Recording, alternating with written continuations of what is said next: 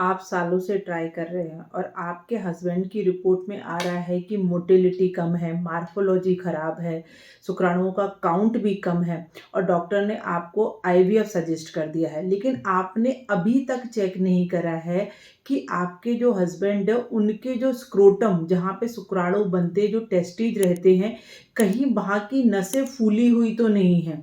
यहाँ पे मैं बात कर रही हूँ वेरिकोसिल के बारे में।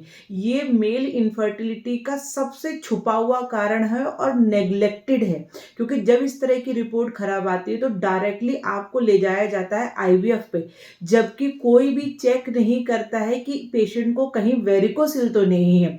देखिए, मैं ये वीडियो इसलिए बना रही हूँ कि इस महीने मैंने कम से कम 10 पेशेंट, मेल पेशेंट ऐसे देखे कि जिनके स्पर्म काउंट कम थे, मोटिलिटी कम थी और काउंट भी सही थे, लेकिन मोटिलिटी बहुत ज़्यादा कम थी। तो जब मैंने उनका वर्कअप किया, जब मैंने उनकी यूएसजी स्क्रोटम जांच कराई, तो उनको वेरिकोसिल निकले। एक पेशेंट का केस तो इतना यूनिक है कि मतलब वो पेशेंट मेरे पास अपनी वाइफ को लेके आया था पीसीओडी, उसकी वाइफ का ट्रीटमेंट कराने। तो मैंने कहा इनका पीसीओडी ठीक हो रहा है, अब आपकी जांच कराते हैं।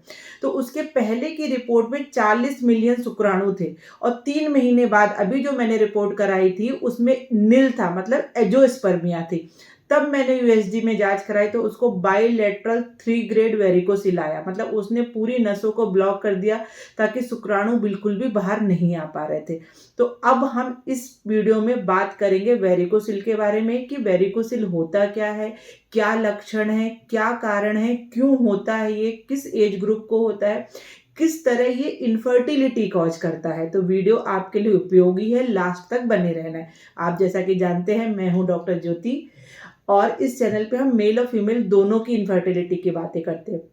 सबसे ज़रूरी बात आपको ये जानने वाली है कि अगर इनफर्टिलिटी के केसेस में 40% महिला रिस्पॉन्सिबल हैं, तो 40% मेल भी रिस्पॉन्सिबल हैं इनफर्टिलिटी के लिए। तो मेल इनफर्टिलिटी को आप नज़रअंदाज नहीं कर सकते हैं। तो देखिए, सबसे पहले वेरिकोसिल होता क्या है। वेरिकोसिल का मतलब होता है कि स्क्रोटम के अंदर जो नसें रहती हैं उनमें सूजन आ जाना। इसको आप इस तरह से समझ सकते हो, जैसे आपने कभी कभी देखा होगा कि कुछ लोगों की पैरों की नसें बहुत फूल जाती हैं, उसमें सूजन आ जाती है, उन्हें वेरिकोज वेन बोलते हैं। ऐसी ही जब वेन हमारे स्क्रोटम वाले टेस्टिज के ऊपर वाले पार्ट में आती हैं तो वहां पे उनको वेरिकोसिल बोलते हैं। ये जो होता है वो होता है 20 से 40 की उम्र के लोगों में। और इसका जो कारण है वो है, आज आपका सबसे ज्यादा जरूरी कारण है कि बॉडी में हीट ज्यादा होना, कॉन्स्टिपेशन होना, बहुत ज़्यादा वेट लिफ्टिंग करना, मतलब वजन उठाना जिम में जाके, या बहुत ज़्यादा रनिंग करना, जिससे स्क्रोटल रीजन का टेम्परेचर बढ़ता है, वहाँ पे ब्लड सर्कुलेशन बहुत ज़्यादा बढ़ता है, मतलब ब्रेन पे प्रेशर ज़्यादा बढ़ता है, इसकी वजह से होता है। अब इसके लक्षण क्या क्या हैं। लक्षण में अगर बात करें तो सबसे पहले तो आपकी रिपोर्ट गड़बड़ाएगी। रिपोर्ट में आपकी मार्फोलॉजी, मोटिलिटी या समटाइम आपके काउंट भी कम आएंगे। तो आपकी रिपोर्ट में लिख के आएगा ओलिगोस्पर्मिया, टेरेटोजोस्पर्मिया या एस्थेनोस्पर्मिया, ये सारे लिख के आएंगे। उसके बाद जब लंबा खड़ा रहते हैं तो उस वाले रीजन में पेन होना स्टार्ट हो जाता है। आफ्टर इजेकुलेशन पेन होता है, या फिर वहां पे आपको नसों के, मतलब कीड़े के गुच्छे जैसे दिखेंगे जब वो 3rd ग्रेड का 4th ग्रेड का रहेगा। उसके बाद एक जो अंडकोश है वो छोटा दिखेगा, यूजुअली लेफ्ट वाला छोटा, एक नॉर्मल साइज का दिखा। ये सारे सिम्टम्स हो गए। मेल इनफर्टिलिटी को किस तरह अफेक्ट कर रहा है, तो क्या होता है कि वहां पे गर्मी बढ़ जाती है, क्योंकि वेन्स जो रहती हैं उनके अंदर ब्लड रहता है और उनके वॉल्व जो वीक हो जाते हैं, जिसकी वजह से वो ब्लड वहां उन नसों में कलेक्ट हो जाता है। और नसों में जब ब्लड कलेक्ट होता है तो उसकी वजह से वहां पे टेम्परेचर बढ़ जाता है, हीट बढ़ जाती है, और जो हीट हमारे शरीर में फ्री रेडिकल्स को छोड़ती है, जो स्पर्मेटोजेनेसिस है, मतलब स्पर्म बनने की प्रक्रिया, उसको अफेक्ट करती है और शुक्राणुओं को डेड करती है, उनकी मार्फोलॉजी अफेक्ट करती है। इसकी वजह से ये सारी चीज़ें होती हैं। आजकल जो हम लोग बहुत ज़्यादा लंबे समय तक लैपटॉप पे काम करते हैं, वो भी एक कारण हो सकता है वेरिकोसिल का। बहुत ज़्यादा स्ट्रेस लेते हैं, वो भी एक कारण हो सकता है। नाइट आउट्स करते हैं, वो भी कारण है। एसिडिटी ज़्यादा होना, वो भी कारण है। आयुर्वेद बोलता है कि आयुर्वेद में जो वेन्स होती हैं, उनको हम लोग सिरा बोलते हैं, और उसमें जब डायलेटेशन हो जाता है, वो मोटी हो जाती है, तो उसको ग्रंथि बोलते हैं। तो आयुर्वेद ने वेरिकोज जो रहता है वेरिकोसिल, उसको सिरा ग्रंथि बोलते हैं।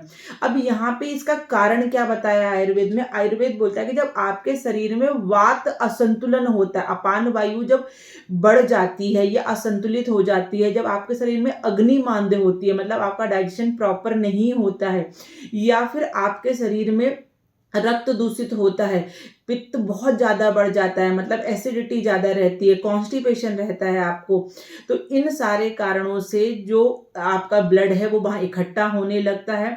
उसकी उष्णता से आपके शुक्राणु डेड होने लगते हैं, वहाँ उनकी मोटिलिटी कम होने लगती है, उनकी मॉर्फोलॉजी गड़बड़ होने लगती है। तो आयुर्वेद वेरिकोसिल को इस तरह से समझाता है। अब हम यहाँ पे क्या कर सकते हैं वेरिकोसिल के लिए? देखिए, वेरिकोसिल के लिए अगर आप मॉडर्न साइंस में बात करेंगे तो उसकी सर्जरी है, या फिर एम्बोलाइजेशन करा जाता है। ये दो ही चीज़ है। सर्जरी बहुत बार 3rd 4th ग्रेड में करने की ज़रूरत पड़ती है, लेकिन 2nd ग्रेड तक आराम से आप मेडिसिन से, आयुर्वेदिक पंचकर्मा से ठीक कर सकते हैं। उसके बाद है, अब हमें ऐसा क्या चीज़ें करनी चाहिए कि जिससे वेरिकोसिल हमारा जल्दी ठीक हो?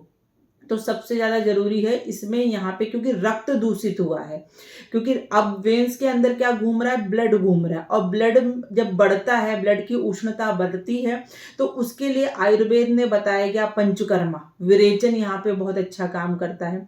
दूसरी चिकित्सा है यहाँ पे बस्ती चिकित्सा यहाँ पे अच्छा काम करती है। अगर 3rd 4th ग्रेड का वेरिकोसिल है तो सबसे पहले शोधन चिकित्सा विरेचन करवाइए, फिर बस्ती चिकित्सा करवाइए।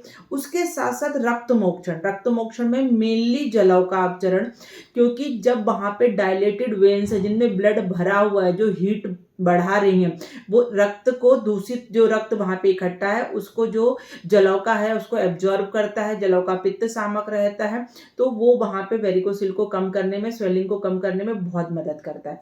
अब उसके साथ साथ आहार आपको कैसा लेना चाहिए? आहार में आपको पित्त ना बढ़े ऐसा आहार लेना है, पित्त शामक आहार लेना है, जिसमें आपको अचार अवॉइड करना है, सॉसेज, जैम्स, एसिडिटी वाली चीज़ें, चाइनीज फूड, आउटसाइड फूड, ये सारी चीज़ें नहीं खानी है।